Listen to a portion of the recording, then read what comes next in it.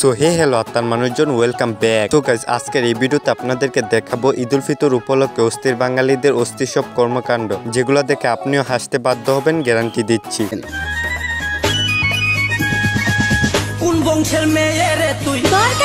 So guys, এই ভিডিওতে আমার নিজের তৈরি করা কিছু ভিডিও থাকবে। সো ভিডিওটি না টেনে সম্পূর্ণ দেখার অনুরোধ রইল। শাহাদত শাড়ি, দেখেও মজা, পরেও মজা। গাইজ, গিয়েছিলাম ঈদের দিন একটু রাস্তায় হাঁটতে, যা দেখলাম তা দেখে আপনিও আমার মতো লজ্জা পাবেন।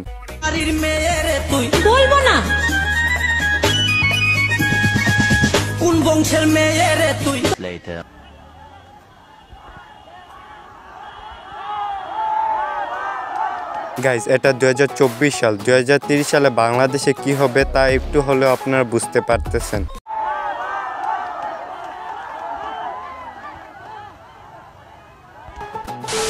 সো গাইজ, এরপর এক রাস্তা থেকে আরেক রাস্তা যাওয়ার সময় দেখি একজন ব্যক্তি 3 জন মহিলাকে বিয়ে করেছে।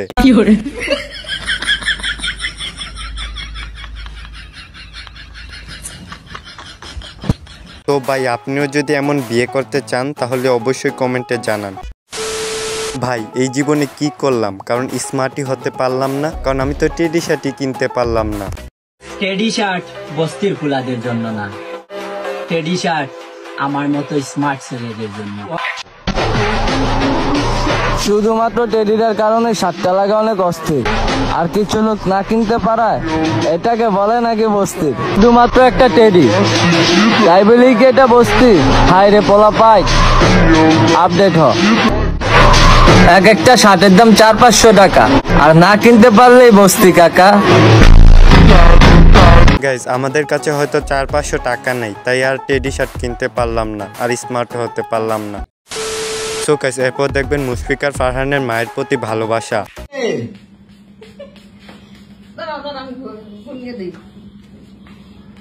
আম্মা 500-1000 টাকা সালামি লাগবে ছিঁড়ে নামো। না না, এখানে দেখো তুমি কয় হাজার দেখো। অনেকগুলো, অনেক।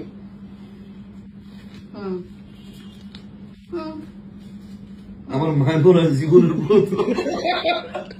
6,000 টাকা দিছি, আর ওর কাছে 5,000, আমি দিছি 6,000। বাহ, এত এইভাবে করো না। সো ভাই ব্রাদার, আজকের মতো বিদায় নিচ্ছি। প্রিয় ভিডিওটি ভালো লাগলে লাইক সাবস্ক্রাইব করে দিও। আর হ্যাঁ, তোমার কাছে ভিডিও কোন পার্টটি সবচেয়ে বেশি জোশ লেগেছে তা অবশ্যই কমেন্টে জানাই দিও।